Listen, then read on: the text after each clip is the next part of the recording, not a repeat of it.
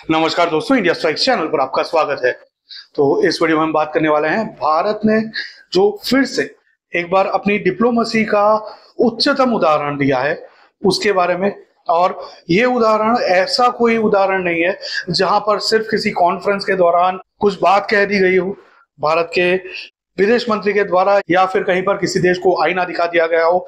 ऐसी कोई बात नहीं है, लेकिन कुछ ऐसी चीज है, ऐसे इंसिडेंट्स हैं, ऐसी इवेंट्स हैं जहां पर भारत ने कई सौ लोगों की जान बचाई है। हम बात करने वाले हैं ऑपरेशन सिंधु के बारे में। शुरू करने से पहले वीडियो को लाइक करें, चैनल को सब्सक्राइब करें, बेल आइकन दबा दें ताकि आपको ऐसी अपडेट्स मिलती रहे। तो आइए शुरू करते हैं। तो बात करें अगर ऑपरेशन सिंधु की, तो जैसे कि हम सबको पता है कि कुछ दिनों पहले इजराइल ने ईरान के ऊपर अटैक लॉन्च किया और उसको नाम दिया गया ऑपरेशन राइजिंग लायन। इस ऑपरेशन के अंतर्गत इजराइल ने ईरान के जो भी न्यूक्लियर फैसिलिटीज थी, जहां पर न्यूक्लियर एनरिचमेंट हो रहा था, उनको स्ट्राइक किया। साथ ही में जो इरानियन मिलिट्री बेसिस थे और खासकर मिसाइल बेसिस थे, जहां पर ऐसी मिसाइल्स रखी गई थी जिसके ऊपर न्यूक्लियर वॉरहेड्स लोड किए जा सकते हो, जैसे कि बैलिस्टिक मिसाइल आ जाती है, वैसे मिसाइल बेसिस को उन्होंने स्ट्राइक करना शुरू किया। साथ ही में उन्होंने मशाद नामक एक एयरपोर्ट को भी स्ट्राइक किया, जहां पर एक रिफ्यूलिंग एयरक्राफ्ट खड़ा हुआ था ईरान का।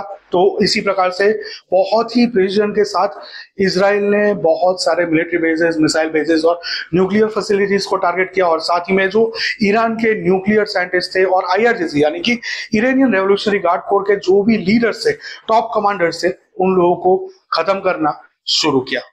इसके सामने ईरान ने भी ऑपरेशन ट्रू प्रॉमिस 3 लॉन्च किया और इजराइल के ऊपर पिछले कई सारे दिनों से कॉन्स्टेंटली ड्रोन्स के जरिए, मिसाइल्स के जरिए हमले किए जा रहे हैं। इन सभी के बीच में पहले जो शुरुआती 1-2 दिन थे, उसमें नॉर्मली जो सिचुएशन होती है वहां पर ये होता है कि जैसे भारत पाकिस्तान का युद्ध हुआ तो नॉर्मली पहले 1-2 दिनों के लिए बैक चैनल्स के थ्रू बातचीत की जाती है और समझने की कोशिश करते हैं अलग अलग देश जो कि उस युद्ध में इन्वॉल्व नहीं है, वो लोग ये समझने की कोशिश करते हैं कि क्या ये युद्ध सिर्फ एक बैटल है या फिर लंबा चलने वाला वॉर है।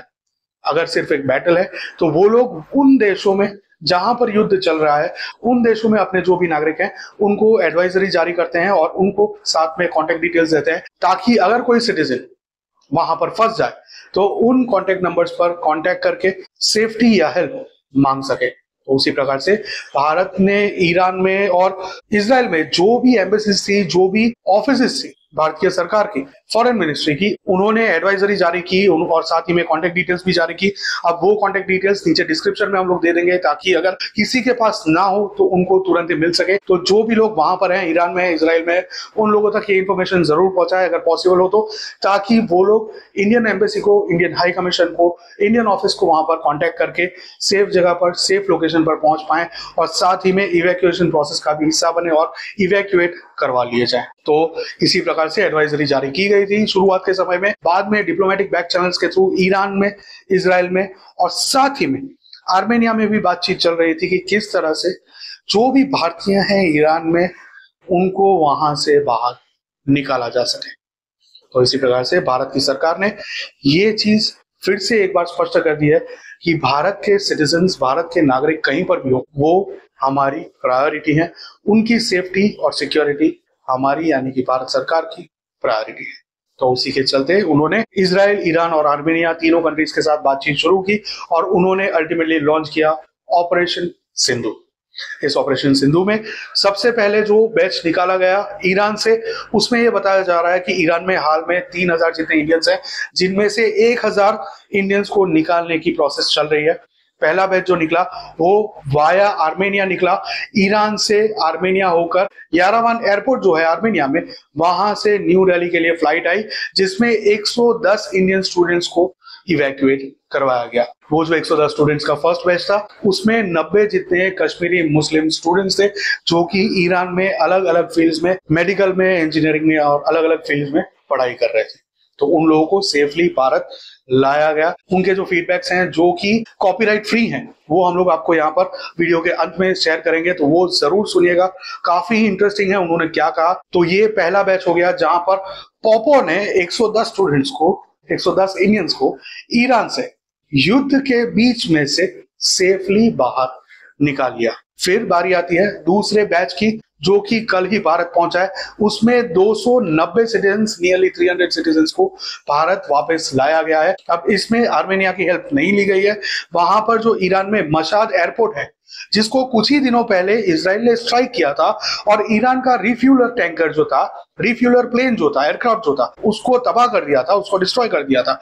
उसी मशाद एयरपोर्ट पर से भारतीयों को, 290 भारतीयों को, जिनमें कई सारे स्टूडेंट्स थे और कई सारे रिलीजियस पिलग्रिम पर गए हुए लोग भी थे, धार्मिक यात्रा पर गए हुए लोग भी थे, जिनको भारत सुरक्षित वापस लाया गया है। तो इसी प्रकार से अभी तक 400 जितने भारतीयों को ईरान से इवैक्यूएट करवा लिया गया है ऑलरेडी, और भी 600-700 इंडियंस को निकालने की कवायद चल रही है, निकालने की कोशिश कॉन्स्टेंटली चल रही है, सिर्फ ईरान में से। और साथ में भारत की सरकार ने और MEA ने यह भी डिक्लेयर किया है कि इजराइल में भी जो भी इंडियंस हैं, उनको भी इसी ऑपरेशन सिंधु के अंतर्गत बाहर निकाला जाएगा, इवैक्यूएट करवाया जाएगा। उसके लिए भी बैक चैनल से बातचीत चल रही है, डिप्लोमेटिक बातचीत चल रही है, ताकि ये जो जंग है उसमें थोड़ा बहुत स्पेस भारत के लिए दिया जाए ईरान और इजराइल के द्वारा, ताकि भारत के जो भी लोग हैं, जो भी इनोसेंट भारतीय हैं, जो वहां पर किसी काम से गए हैं, पढ़ाई के लिए गए हैं या फिर रिलीजियस यात्रा पे गए हैं, उनको सेफली वहां से निकाला जाए। अब ये एक बहुत ही चैलेंजिंग सिचुएशन हो जाती है, क्योंकि दो दुश्मन देश आमने सामने लड़ रहे हैं, मिसाइल्स के थ्रू, ड्रोन्स के थ्रू, फाइटर जेट्स का यूज कर रहे हैं और अलग अलग कई प्रकार के हथियार यूज कर रहे हैं। कॉन्स्टेंटली इमोशंस बहुत ही हाई होते हैं ऐसे सिचुएशन में। हमने भी रिसेंटली ऑपरेशन सिंदूर के दौरान एक्सपीरियंस की है ये सब चीजें, लेकिन इन सब के बीच में दोनों कंट्रीज को अग्री करवा लेना कि उनके एयर स्पेस पर कोई भी हमला ना किया जाए। वो जो पर्टिकुलर स्पेस है, एयर स्पेस है, उसको, वो जो पर्टिकुलर कॉरिडोर है, उसको सेफ रखा जाए फॉर द टाइम बीइंग, ताकि भारतीयों को सेफली पॉपो बाहर निकाल सके। तो इसी प्रकार से भले ही पूरी वॉर पॉपो ने ना रुकवा दी हो, लेकिन भारतीयों के लिए पॉपो ने वॉर सिर्फ एक बार ही नहीं, बार बार रुकवाई है और आगे भी रुकवाते रहेंगे। जैसे कि हमने ऑपरेशन गंगा में भी देखा, जहां पर रशिया यूक्रेन दोनों को ही कन्विंस कर लिया था, जिस समय ऑपरेशन गंगा के अंतर्गत भारतीय स्टूडेंट्स को वहां से वापस भारत लाया जा रहा था। उसी प्रकार से ऑपरेशन अजय के दौरान भी इजराइल से जब इवैक्यूएट करवाया जा रहा था, उस समय भी सेम सिनेरियो था, जहां पर युद्ध को थोड़े समय के लिए रोक लिया गया था, ताकि भारत की सरकार और खास करके जो लेजर लाइट वाले मिनिस्टर हैं, उनकी डिप्लोमेटिक सुप्रीमेसी को अप्लाई करते हुए भारतीयों को बचाया जा सके, भारत वापस लाया जा सके। तो इसी प्रकार से ये जो लेजर लाइट वाले मिनिस्टर हैं, वो ना ही सिर्फ बतौलेबाजी करते हैं, लेकिन वो लोगों की जान भी बचाते हैं, अनलाइक सम अदर पीपल जो सिर्फ बतौलेबाजी में विश्वास रखते हैं। तो ऐसे कई सारी चीजें हैं जो भारतीय सरकार के द्वारा की जा रही है और ऑपरेशन सिंदूर जारी है। जैसे कि हमने बताया, 1000 भारतीय नागरिकों को ईरान से वापस भारत लाने की कवायद चल रही है, जिसमें अभी तक नियरली 400 लोगों को वापस ऑलरेडी लाया जा चुका है, और साथ ही में इजराइल से भी और भी भारतीयों को वापस भारत लाने की, सुरक्षित भारत लाने की प्रयास चल रहे हैं। तो इसी प्रकार से ऑपरेशन सिंदूर एक मेजर सक्सेस साबित हो रहा है, भारत की डिप्लोमेटिक सुप्रीमेसी को फिर से एक बार प्रूव कर रहा है इंटरनेशनल स्टेज पर, वर्ल्ड स्टेज पर, और भारत के हर एक नागरिक के लिए ये क्लियर मैसेज देते हुए कि आप, यानी कि भारतीय नागरिक, हम और आप कहीं पर भी फंसे हो दुनिया में, भारत की सरकार और फॉरेन मिनिस्ट्री, लेजर लाइट वाले मिनिस्टर्स हमेशा हमारी मदद करने के लिए, हमको सेफ रखने के लिए, हमको सिक्योरिटी प्रदान करने के लिए और ऐसी जगहों से इवैक्यूएट करवाने के लिए तत्पर रहेंगे। अब नजर डालते हैं कुछ फीडबैक्स पर। पहले फर्स्ट बैच में जो आए थे उनके फीडबैक्स देखते हैं, और बाद में कल जो लोग आए सेकंड बैच में उनके फीडबैक्स देखेंगे। जो भी कॉपीराइट फ्री है वो वीडियोस हम लोग यहाँ पर शेयर कर रहे हैं, तो जरूर देखें, काफी ही इंटरेस्टिंग है, बहुत ही पॉजिटिव है, काफी ही मोटिवेटिंग है। जो अभी इवैक्यूएट होकर लैंड किए हैं इंडिया में, Delhi airport, Delhi international airport, but from here we have nothing. हमें रीअश्योर किया गया था, हमें कश्मीर सेफली लैंड करेंगे, लेकिन यहाँ पे कोई नहीं है। जो ऑफिशियल्स यहाँ आए थे वो भी यहाँ नहीं है। हमें SRTC बसेस प्रोवाइड की गई है, जिनमें हमें बोल रहे हैं 20 आवर्स ट्रैवल करके आप कश्मीर जाओ। हम ऑलरेडी 4 दिन से ट्रैवल कर रहे हैं, हम उस सिचुएशन में नहीं है कि हम SRTC बसेस में कश्मीर जा सकें। हमें रीअश्योर किया गया था आपको सेफली पहुंचाया जाएगा आपके घरों तक, लेकिन यहाँ पे as you can see no one is here, और हमें अबेंडन किया गया है। We are no one to talk to. And अभी प्राइसेस टिकट्स की भी बहुत है, अबाउट 20,000।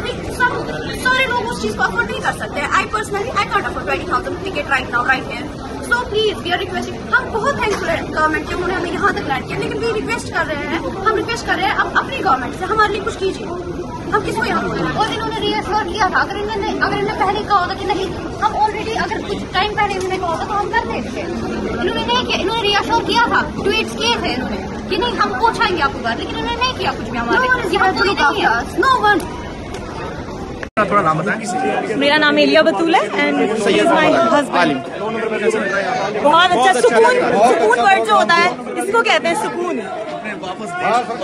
यस, अपने देश में आने का जो सुकून इंडियन है, very thank you, very thank you. Be proud of our government and Narendra Modi. Thank you for Narendra Modi. Thank you our prime minister, thank you so much, and our Indian government, thank you so much. और अंत में जाने से पहले video को like करें, channel को subscribe करें, बेल आइकन दबा दें ताकि आपको ऐसी खबरें मिलती रहे। साथ ही में QR कोड दिया है तो स्कैन करके सपोर्ट कर सकते हैं। मिलेंगे अगली खबर में, तब तक के लिए जय हिंद, हर हर महादेव।